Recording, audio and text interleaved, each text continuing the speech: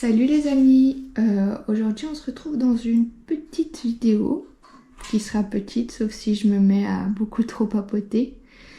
Une petite vidéo chill où vous verrez pas ma tête parce que je suis pas en état pour le moment. Parce que je vis des difficultés à mon travail où je me fais un petit peu harceler par ma chef et du coup voilà, c'est pas très cool. Mais j'avais envie quand même de faire une petite vidéo parce que ça me fait plaisir. Et surtout, en fait, j'ai été à la librairie. J'ai une librairie près de chez moi. C'est la librairie Flaget. Donc c'est une librairie indépendante. Donc soutenez les librairies indépendantes. J'adore cette librairie. Et donc je devais y aller pour acheter un cadeau pour mon père, pour son anniversaire. Et évidemment je me suis dit j'y vais, j'achète juste son cadeau et c'est tout. Bon, finalement j'ai acheté 3 livres pour moi et son cadeau, heureusement j'ai quand même acheté son cadeau. Et c'est des petits livres, je me justifie déjà. J'adore les livres, j'adore acheter des livres, j'adore les librairies et j'adore lire évidemment. J'aimerais avoir plus le temps de lire, mais pour ça il faudrait que la société change et qu'on soit plus obligé de travailler tout le temps. Mais ça c'est un autre sujet et dans cette vidéo on va parler des livres que j'ai achetés. Calamar m'écoute très attentivement, ça c'est chouette parce que là il y a 2 minutes il faisait le fou partout. On espère qu'il va rester sage comme ça. Regardez. Il est tout sage. Oui, tu es sage. C'est bien. Hop, on retourne à nos livres. Mes livres. Alors, j'ai acheté un roman de Annie Ernaux, La femme gelée. J'adore cette autrice. J'ai déjà lu quelques livres d'elle. Pas tellement. Et celui-ci, il a eu un prix Nobel de littérature en 2022. Je vais vous lire la 4e de couverture. Donc, Annie Ernaux, La femme gelée. Elle a 30 ans, elle est professeure, mariée à un cadre, mère de 2 enfants. Elle habite un appartement agréable.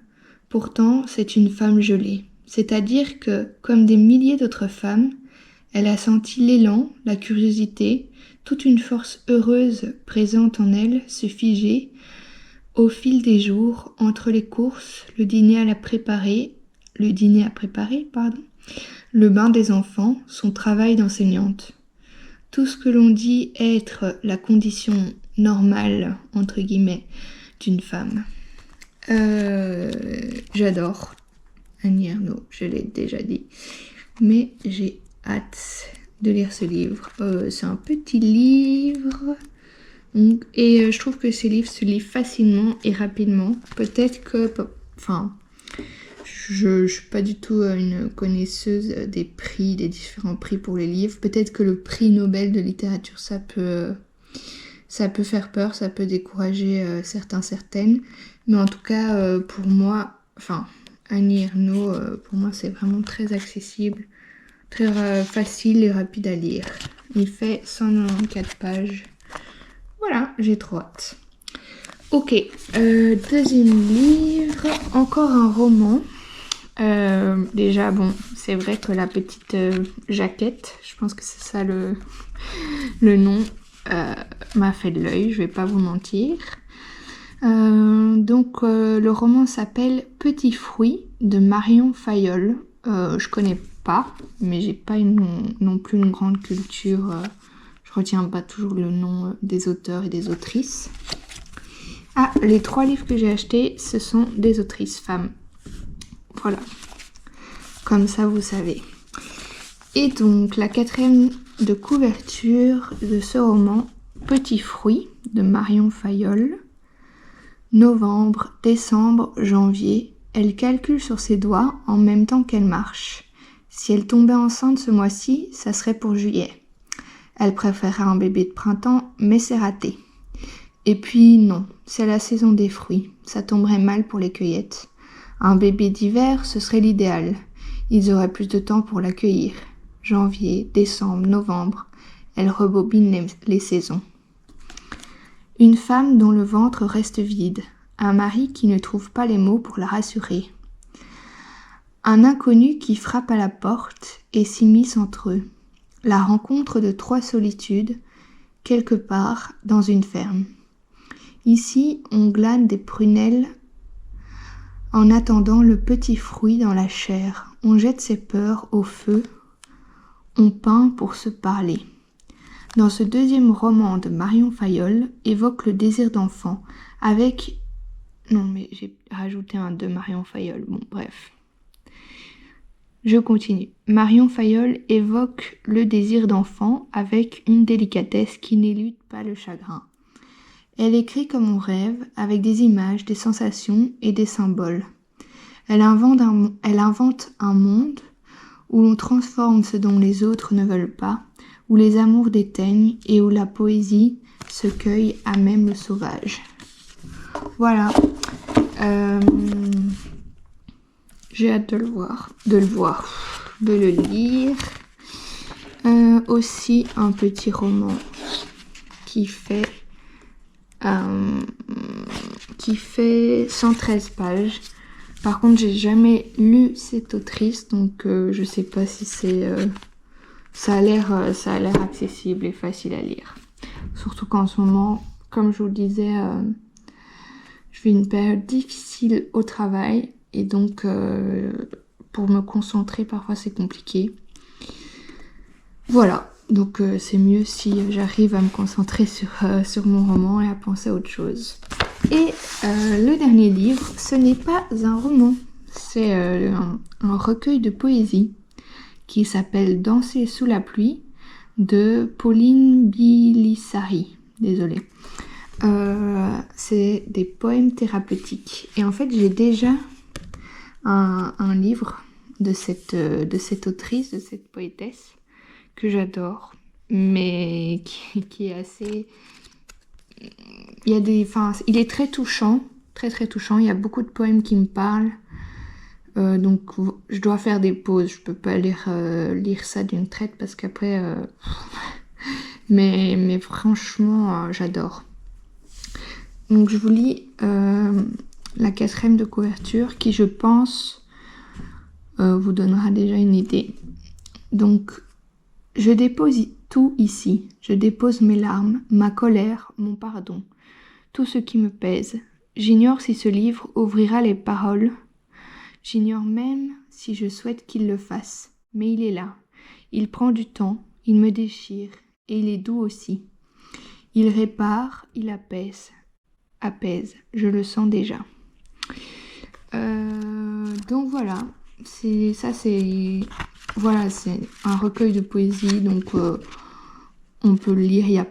Je sais pas si pour moi il y a quand même un ordre dans ce recueil-ci de poésie. Mais en tout cas, on peut s'arrêter quand on veut, reprendre quand on veut. Regardez, ici, une jolie page. Et en plus, c'est un peu dans le thème de ma vidéo. C'est une bibliothèque, un dessin de bibliothèque. Et elle a écrit « La littérature est et sera toujours mon plus grand remède ».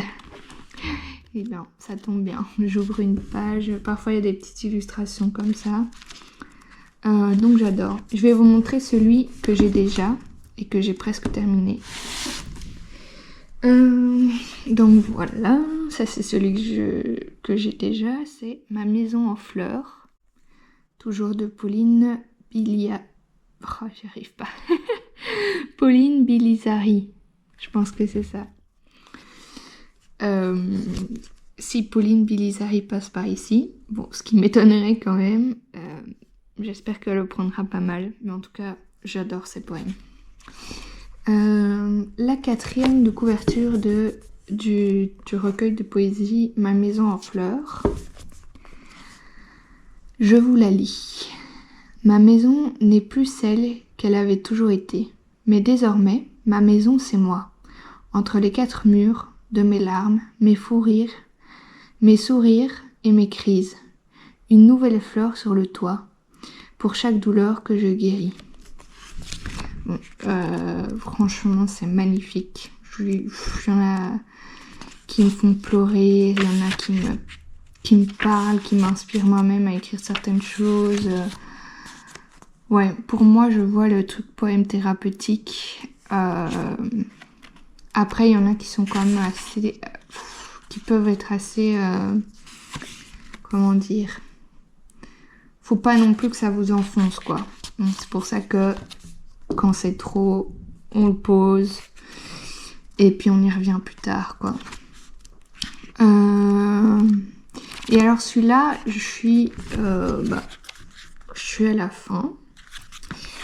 Et puis je pense qu'à la fin, ça devient quand même un peu plus positif, un peu plus optimiste et un peu plus d'espoir.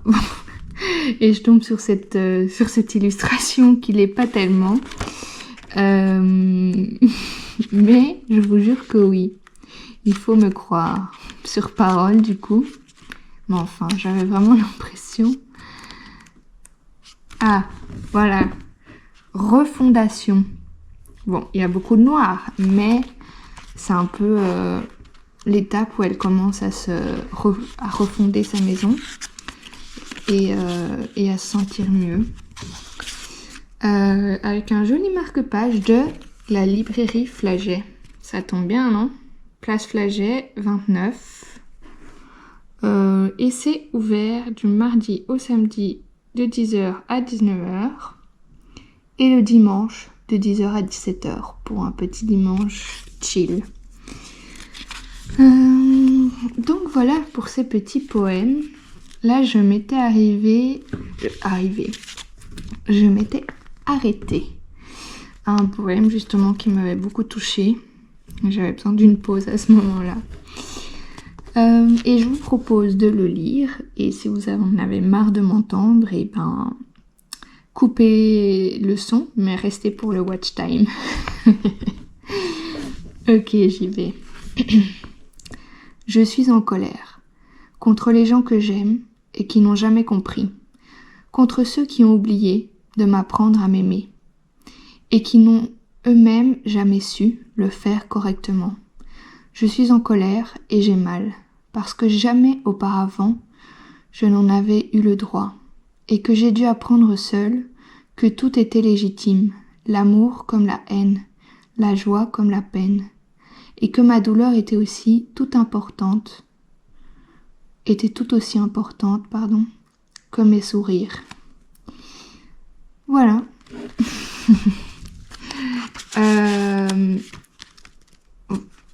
Je ne sais pas comment enchérir avec ça. Je ne lis pas que ça, genre je lis toujours autre chose en même temps que ça, quelque chose de plus léger ou qui n'a rien à voir.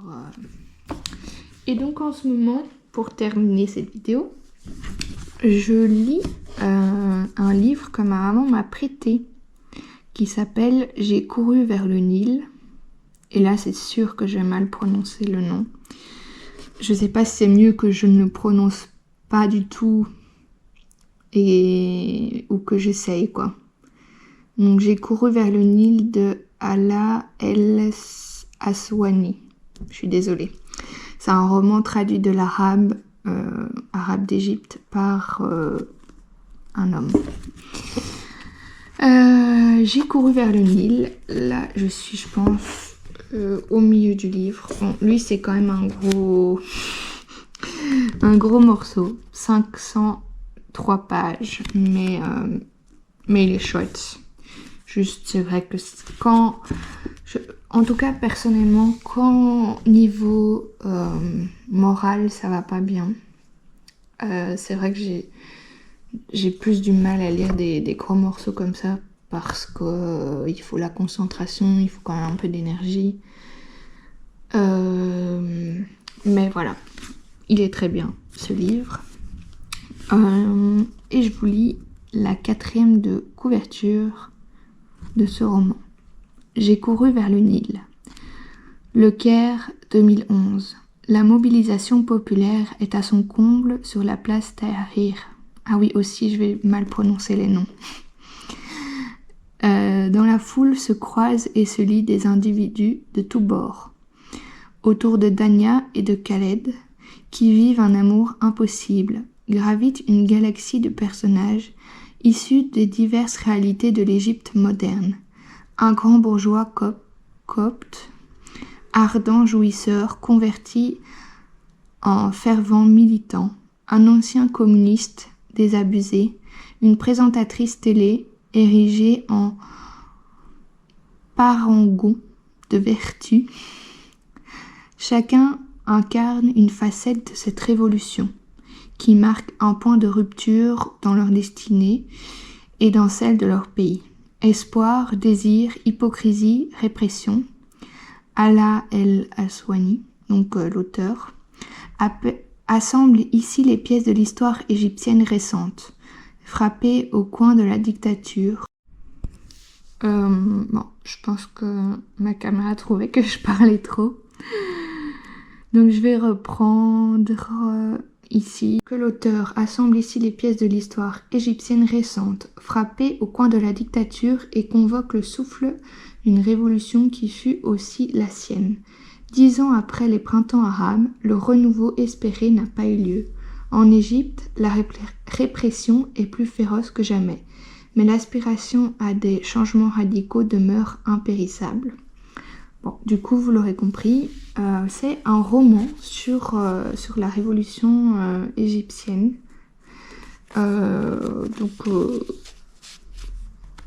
Que j'aime beaucoup. Et ici, vous voyez le marque-page que j'ai reçu à Noël.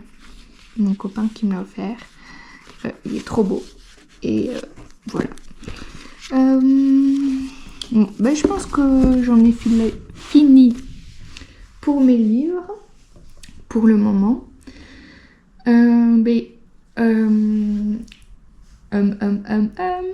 Je pense que je vais pas faire de montage pour cette vidéo parce que j'ai pas l'énergie et j'ai envie de la poster comme ça, nature peinture.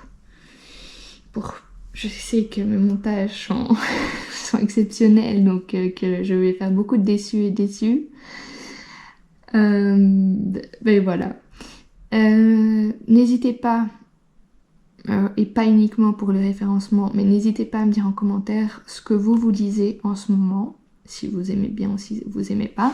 Si vous avez déjà lu un des livres que je vous ai présenté, et ce que vous en avez pensé, et si vous avez des recommandations de livres. Voilà. Bon, comme vous avez pu l'entendre, je suis vraiment fatiguée, mais je suis contente de vous avoir parlé de mes livres. Et j'espère que ça vous plaira quand même, cette petite vidéo. Bisouilles à tout le monde. Passez une bonne semaine. Et ne vous laissez pas harceler au travail, parce que c'est pas ok. Voilà. À bientôt sur les réseaux.